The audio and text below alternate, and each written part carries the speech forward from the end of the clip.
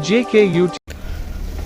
दर्शकों, किसी ने खूब कहा है कि जर्नल कभी मरते नहीं। आज समाज सेवा सोसाइटी की तरफ से नेता जी सुभाष चंद्र बोस पार्क प्राणीपुंछ में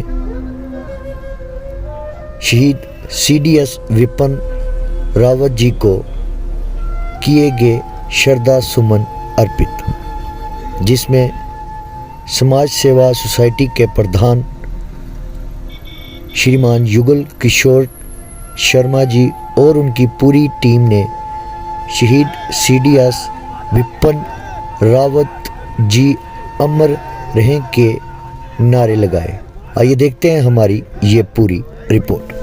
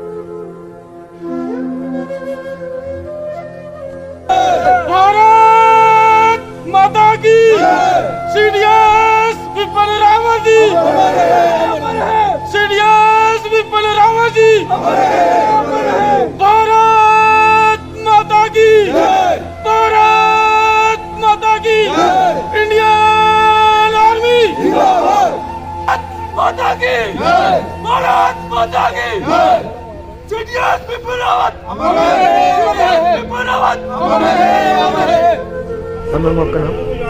जी, मेरा नाम कैलाश शर्मा है। मैं वार्ड नंबर 16 मोहल्ला प्राणीपुंछ में रहती हूँ और आज सेवा सोसाइटी की जानिब से, समाज सेवा सोसाइटी की जानिब से नेताजी सुभाष चंद्र बोस पार्क है जो, उसके बीच में ये एक ख़ास प्रोग्राम जो है मुनक़िद किया गया, क्योंकि आज के दिन यानी कि 8 दिसंबर 2021 को मैं कहूँगी कि अगर इसको काला दिन कहा जाए तो ये कहीं गलत नहीं होगा, क्योंकि आज ही के दिन तमिलनाडु कन्नड़ के बीच में जनरल रावत जो कि CDS थे, पहले थल सेना के अध्यक्ष थे, उनका जो मैं कहूँगी कि हेलीकॉप्टर था वो क्रैश हुआ था और रावत साहब के साथ उनके 14 और आर्मी अफसरान थे और उनके साथ साथ उनकी अहलिया मोहतरमा मधुलिका जी जो थे वो भी उनके साथ उस हेलीकॉप्टर में थी और ये जहाज़ एक जंगल के बीच में था और कोई आज तक कारण नहीं पता चल सका ये किस तरीके से उसको जहाज़ को एकदम से आग जो है लगी और जितने में उसके बीच में ये अफसरान थे सभी उस आग में जो है वो झुलस गए और एक आर्मी अफसर था जो बच गए थे, लेकिन बाद में उनकी भी जो है वो मृत्यु हो गई थी।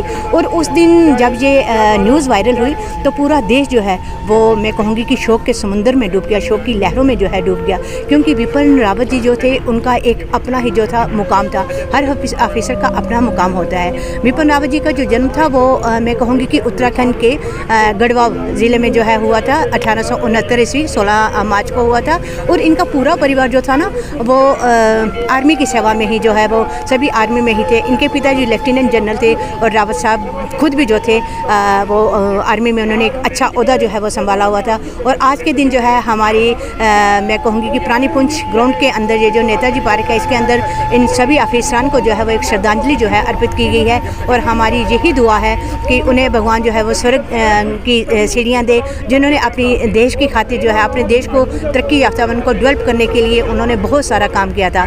अगर मैं कहूँ कि म्यांमार के जो युद्ध हुआ था उसके बीच में भी इन्होंने ही कमान संभाली हुई थी CDS विपिन रावत जी ने। और उसके साथ साथ जब पाकिस्तान के बीच में भी जब कभी कोई वो होता था तो हमारे ये जो विपिन रावत जी है उन्होंने इस वक्त पूरी अपनी जो है वो हिम्मत दिखाई थी और पाकिस्तान को जो है वो धूल चटाई थी। आज के दिन में एक बार फिर से उन सभी शहीदों को जो मैं कहूँगी उन सभी आर्मी अफसरान के साथ साथ CDS विपिन रावत जी को उनकी अहलिया मोहतरमा मधुलिका जी को जो है वो श्रद्धांजलि अर्पित करती हूँ। नमस्कार सर, आपका नाम?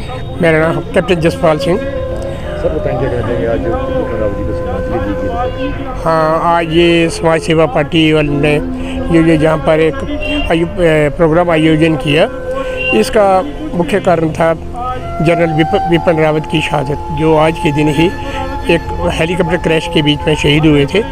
आज उनके याद में यहाँ पर एक रैली की गई, जिस रैली में उनको श्रद्धांजलि अर्पण की गई। जनरल साहब का जो इतिहास है बहुत ही एक जोशीला और एक बहादुर जनरल की तरह उन्होंने इंडियन आर्मी को लीड किया।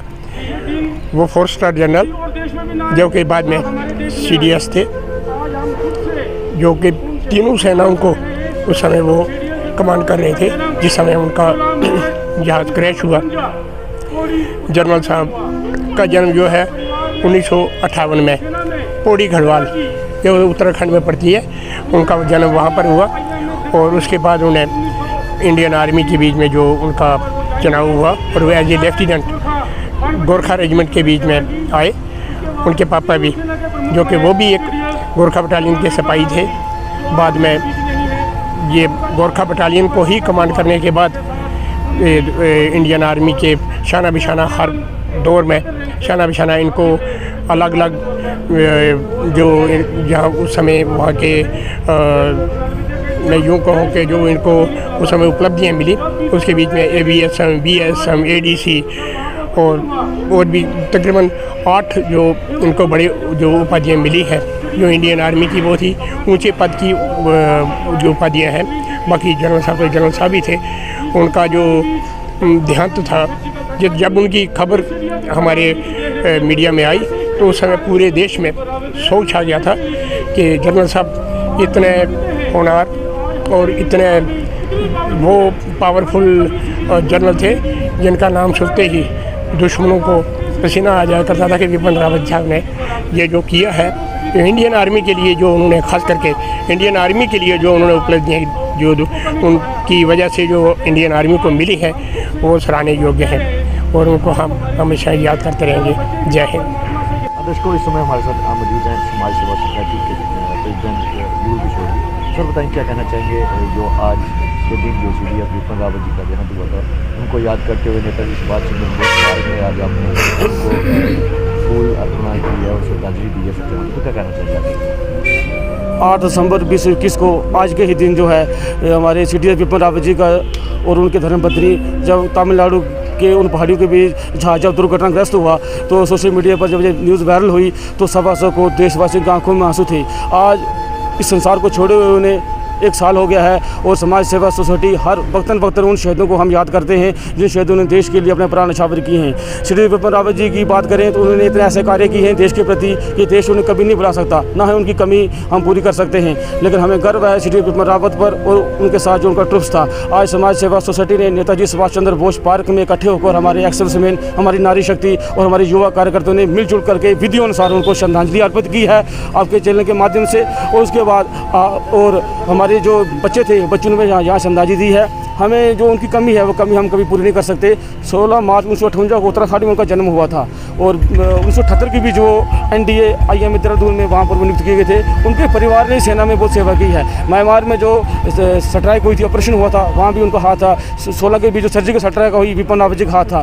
मैं एक्समैन होने के नाते मैं इतना जरूर कहना चाहता हूँ कि जितने भी हमारे एक्सप्रेसमैन जहाँ पर डिस्ट्रिक्ट के बीच हैं या किसी ऐसी कॉन्स्टिट्यूंसी में, उन्हें वक्त उन शहीदों को याद करना चाहिए क्योंकि उन शहीदों के कारण जो है आज सभा देशवासियों को देशवासी जो है अपने घरों के बीच चैन के नींद सोते हैं। वो बॉर्डर पे तैनात हैं, चाहे टेम्परेचर माइनस हो, चाहे टेम्परेचर कुछ भी हो, चाहे बर्फीला तूफान हो, लेकिन हमारे जवान तैनात हैं। हमें अपने जवानों पर गर्व है। और ऐसा नहीं है हम एक्सप्रेस में नहीं, हम सेकंड लाइन डिफेंस होने के नाते मैं ये दावे से कहता हूँ कि हमारा आज देश की अगर ऐसी कोई घटना घटती है, हम 24 घंटे जो है सेना के साथ सर्विस देने के लिए तैयार हैं। जय हिंद, जय भारत, जय पुंछ।